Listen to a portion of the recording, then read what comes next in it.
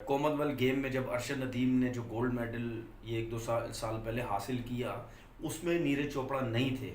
हो सकता है नीरज चोपड़ा होते, अरशद नदीम वो ना जीतते।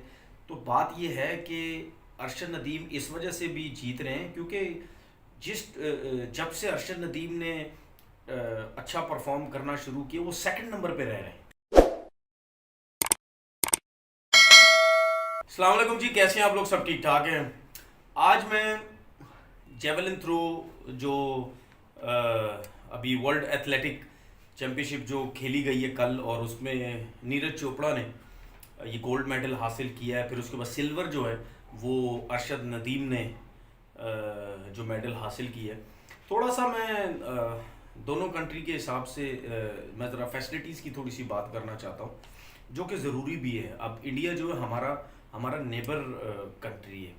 अब पहले तो मैं थोड़ा सा नीरज चोपड़ा की कुछ चीज़ें बता दूं, जिस तरीके से उन्होंने लोकल जो है अपने जो टूर्नामेंट वगैरह होते हैं जो, उसमें भी उनकी परफॉर्मेंसेस बड़ी अच्छी थी। फिर उसके बाद जो इवेंट जो टोक्यो का जो इवेंट था 2020 का, वो उनका जो एक मेन जो है वो टूर्नामेंट था, उसमें गोल्ड मेडल हासिल किया। फिर उसके बाद कॉमनवेल्थ गेम हो गए, एशियन गेम्स हो गए, मतलब जेवलिन थ्रो के जितने भी टूर्नामेंट्स हैं इंटरनेशनल लेवल पे या कहीं पे भी, उसमें सब में नीरज चोपड़ा ने वो गोल्ड मेडल हासिल किया। कल जो वर्ल्ड एथलेटिक जो हुई, उसमें भी नीरज चोपड़ा ने गोल्ड मेडल हासिल किया। अब उसने तो हासिल कर दिया, लेकिन आप ये देखो कि कल जब मुकाबला हो रहा था जेवलिन थ्रो का, उसमें आप लोगों ने ज़रूर एक चीज़ देखी होगी कि मुझे जो लगा, तीन इंडिया से ताल्लुक रखने वाले प्लेयर्स थे। दो और थे और नीरज चोपड़ा। बात यह है कि हमें अफसोस ये होता है कि एक नेबर जो कंट्री है, हमारे लोग तो कहते हैं कि जी उनमें और हमारे में कोई फ़र्क नहीं है। हमारे लोग कहते हैं कि वो भी जैसे हैं, जैसे वो हैं वैसे हम हैं।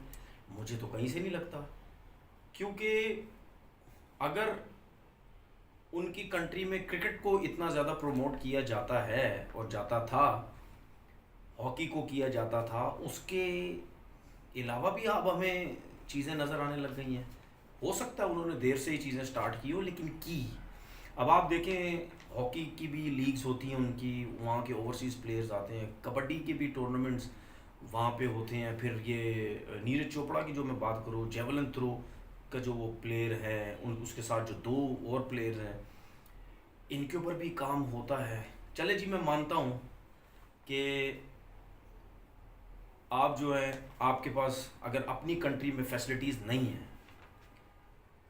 तो उनके पास इतनी फैसिलिटीज़ तो है कि वो अपने प्लेयर्स को बाहर जाके भेजें। जिस तरह मैं नीरज की बात करता हूँ, ये आई थिंक, अगर मेरी नॉलेज इतनी नहीं है जेवलिन थ्रो के, पर जो थोड़ा बहुत मैंने देखा है कि अगर ये साउथ अफ्रीका जाके इन्होंने ट्रेनिंग की है, या अमेरिका जाके की है, या तुर्की जाके की है, या कहीं भी की है।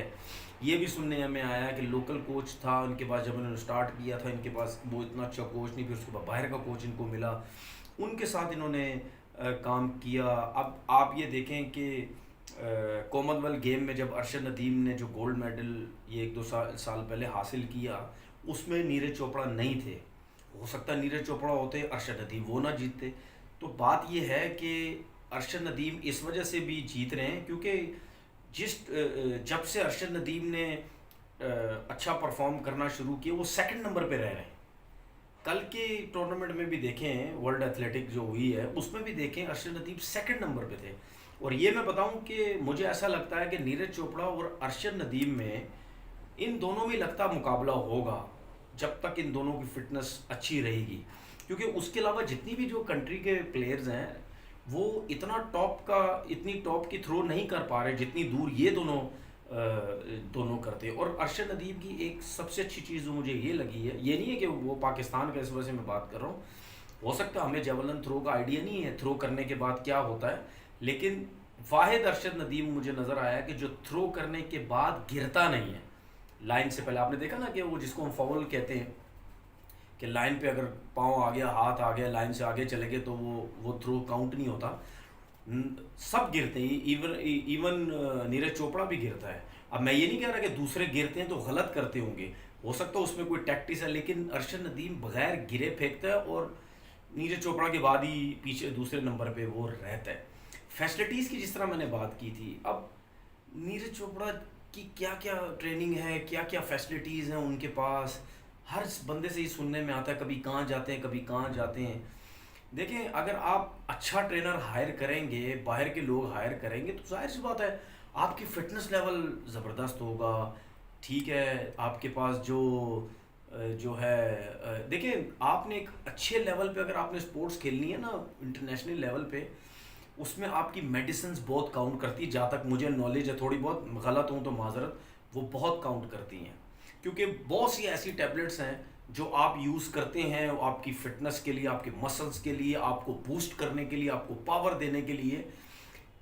कुछ चीज़ें ऐसी होती हैं कि जो अगर आपका डोपिंग टेस्ट हो तो अगर वो उसमें जो पॉजिटिव आ जाए, लेकिन उन उन क्या कहते हैं उसको, रिज़ल्ट उसका सही ना आए, तो उसके बाद उसको ख़त्म करने के लिए भी बहुत सी चीज़ें होती हैं, टैबलेट्स होती हैं, ये वो। तो ये इस टाइप की जो चीज़ें आपके पास, जो ट्रेनर्स हैं बहुत तगड़े होते हैं आपके, जो जो वो क्या कहते हैं उसको, फिजियो होते हैं, वो बड़े ज़बरदस्त होते हैं। तो ये एक पूरा आपका पूरा एक पैकेज होता है।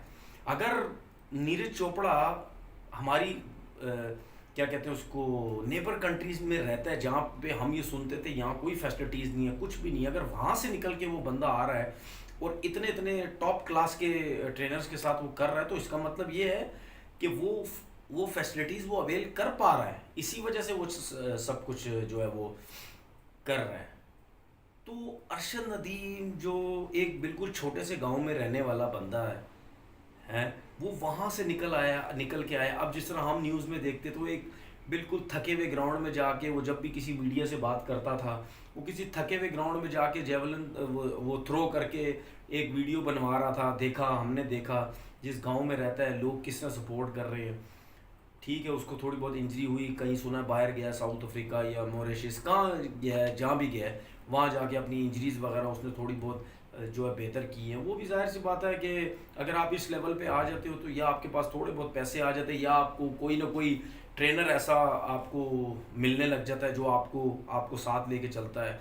यहाँ पाकिस्तान में देखा है, बिल्कुल थके हुए जिम में वो ट्रेनिंग करता हुआ हमें कितनी दफ़ा नज़र आया। अब मुझे ये बात बताएं कि एक नीरज चोपड़ा जिसके पास टॉप क्लास की फैसिलिटीज़, ठीक है, और एक अरशद नदीम जिसके पास कोई फैसिलिटीज़ नहीं, तो आप मुझे ये बताएं, उस लेवल की फैसिलिटीज़ नहीं, आप मुझे ये बताएं कि अगर अरशद नदीम को भी नीरज चोपड़ा टाइप की फैसिलिटीज़ मिल जाए, तो क्या आप ये नहीं समझते, या मैं ये नहीं समझता कि अरशद नदीम जितने मार्जिन, बिल्कुल छोटे छोटे मार्जिन से हार रहा है, तो क्या अगर वो फैसिलिटीज़ मिलती तो क्या अरशद नदीम उसको नहीं मार सकता, हरा सकता? मैं एक मिसाल दे रहा हूँ, क्या उसको क्या अरशद नदीम उसको जीतने देगा? ये आप लोग खुद फैसला करेंगे। अब वो इंडिया के अंदर छोटी छोटी गेम जिनको कोई पूछता भी नहीं था, वो उसकी लीग्स करवाई जाती हैं, उसके ऊपर पैसा लगाया जा रहा है। हमारा क्रिकेट के अलावा कुछ भी नहीं होता। हॉकी का हाल आप देख ले, बुरा हाल हुआ है, मतलब बिल्कुल ज़मीन पे लग गई है हॉकी, कोई फ्यूचर नज़र नहीं आता, कुछ भी नज़र नहीं आता। स्क्वॉश आप देख लें, ठीक है, मतलब यानी वेट लिफ्टर्स को देख लें, वो भी जीते बीते हैं तो हमें समझ आई है कि यार ये भी गेम होता है, कोई उस तरफ कोई पता ही नहीं था। ये भी अरशद नदीम कॉमनवेल्थ गेम जीता तो हमें पता चला कि भाई ये जेवलिन थ्रो में भी कोई हमारे पाकिस्तान में कोई बंदा है। तो हमें, हमारे लोगों को जो बजट मिलते हैं गेम के ऊपर, चीज़ों के ऊपर लगाने के लिए, इस पे कब पैसा लगाएंगे? खुश तो हम बड़े हो जाते हैं। अब हम कितना खुश हुए हैं, अरशद नदीम ने सिल्वर मेडल हासिल, कितना खुश है, सोशल मीडिया भरा हुआ, सब कुछ भरा हुआ, कितना खुश हैं हम लोग।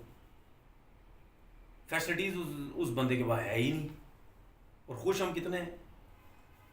ये इसीलिए माहौल बनाना पड़ेगा भाई, जेवलिन के ग्राउंड्स आप बनाएं, कुछ ऐसी चीज़ें लेके आएँ, सोशल मीडिया में दिखाएं, मीडिया टीवी चैनल्स पे दिखाएं, इसके कोई टूर्नामेंट्स करवाएं। फुटबॉल आपके पास इतने अच्छे अच्छे प्लेयर हैं, वो इंडिया में देखें फुटबॉल चलती है, लीग्स हो रही हैं, अरब कंट्री में देख लो, सऊदीया देख लो, इधर उधर देख लो, ये क्या थे? इनमें फुटबॉल होती है, वो देखो इतने बड़े बड़े सुपरस्टार जाके सऊदीया की लीग में खेल रहे हैं। तो पैसा लगा रहे हैं ना, पैसा आ रहा है, पैसा लगा रहे हैं, बड़े बड़े नाम को लेके आ रहे हैं। अब आप देख लेना सऊदीया वूदिया में भी देख लेना आप, उनकी फुटबॉल कितनी टॉप पे चली जाएगी। दो तीन प्लेयर टॉप के, रोनाल्डो हो गया, सुना नेमार वगैरह को भी इन्होंने किसी लीग में लिया है टीम में। तो आप देख लेना टीम कहाँ चली जाएगी, इनकी लीग कहाँ चली जाएगी। हम वही टैलेंट होने के बाद कोई पूछते पाछते नहीं है इन चीज़ों के ऊपर। भाई हर बंदा क्रिकेट की तरफ नहीं आता, हर बंदे में क्रिकेट का टैलेंट नहीं होता, हर बंदे में मुख्तलिफ स्पोर्ट्स का टैलेंट होता है। स्कूल लेवल पे डिफरेंट गेम खिलाई जाती हैं, और जब वो वहाँ सीखते हैं, वहाँ उनको अच्छा जो गेम लग रहा होता है। अब स्कूल लेवल पे बास्केटबॉल खिलाई जाती है, टेबल टेनिस खिलाया जाता है, टेनिस खिलाया जाता है, फुटबॉल खिलाया जाता है, ठीक है। आपको एथलीट बनाने की पूरी कोशिश होती है, आपकी रनिंग होती है, सब कुछ होती है, जंपिंग होती है, पता नहीं क्या क्या होता है। अब उन बच्चों को वहाँ शौक होता है स्कूल में, कॉलेज लेवल पे, यूनिवर्सिटी लेवल पे। उसके बाद जब आप इन जगहों से बाहर निकलते हो तो आपके अंदर शौक चढ़ा हुआ था उन चीज़ों का, तो उसके बाद कहाँ जाएंगे बच्चे? वो तो उनको पता ही नहीं होगा कहाँ जाना है, क्योंकि कोई फ्यूचर ही नहीं है हमारा पाकिस्तान में क्रिकेट के अलावा। तो भाई खुदा के लिए अगर अरशद नदीम जैसा या और एथलीट जो हमारे ये टूर्नामेंट वगैरह अगर गोल्ड मेडल मेडल लेके आ रहे हैं, तो भाई इसकी तरफ ध्यान दो कि भाई ये टैलेंट भी हमारे मुल्क में है, ये स्पोर्ट्स भी ऊपर लेके आओ कि हर बंदा जो है, हर बंदा जो है वो क्या कहते हैं उसको, जीत के दे सकता है। अब मुझे एक चीज़ बताओ, अब पंजाब के अंदर कितने लोग ऐसे, कितने बच्चे ऐसे जो तगड़े हैं, ठीक है, जाने बड़ी ज़बरदस्त है। नेचुरली तौर पर अगर हम इधर हम पिशावर साइड पे इन जगहों पे भी बात करें तो कितने बच्चे तगड़े हैं हमारे, जानदार तगड़े। क्या उन सबको लाजमी नहीं है क्रिकेट का ही शौक होगा, और वो कोई ना कोई वेट्स उठाने में बड़ा शौकीन होगा, कोई क्या होगा, तो एथलेटिक की तरफ वो आ सकते हैं। उनको जितना बोलो वेट उठाओ वो वेट उठाएंगे। हम बहुत बहुत चीज़ों को हम ज़ाया कर रहे हैं, बहुत बच्चों को हम ज़ाया कर रहे हैं। इतने तगड़े तगड़े बच्चे हैं नेचुरली तौर पर, तो वो तो वेट्स बड़े आराम से उठा सकते हैं, ज़रा सी उनको फैसिलिटीज़, ज़रा सी उनको मेहनत करने का मौका मिल जाए। तो भाई इस तरफ सोचने की करो। आपको पता है कि हम इतना ज़्यादा क्रिकेट के अलावा कोई बात नहीं करते, तो लेकिन मैंने इसीलिए वीडियो बनाई है कि भाई लोगों को पता चलना चाहिए कि हमारे मुल्क में क्रिकेट के अलावा जो फैसिलिटी, जो गेम्स उनमें फैसिलिटीज़ ना होने के बावजूद। अब मुझे बताएं, ये हमज़ा जो जूनियर स्क्वाश वर्ल्ड कप जीता है, ठीक है, अब मुझे बताओ ये क्या था? ये जब गया हुआ था किसी को पता ही नहीं था कि वो बच्चा कहीं गया हुआ भी है। वो तो जब जीता तो पता चला, वो भाई हाँ कोई स्क्वाश में जूनियर में कोई जीता है बच्चा। इस तरीके से तो हमें पूरे पाकिस्तान को पता चलता है कि कोई गया हुआ है भाई, वैसे तो कोई ध्यान ही नहीं देता। तो यार खुदा के लिए इन चीज़ों पे नज़र डालो यार, और अपने बच्चों को ऊपर लेके आओ। अपना बहुत बहुत ख्याल रखें। अल्लाह हाफिज़।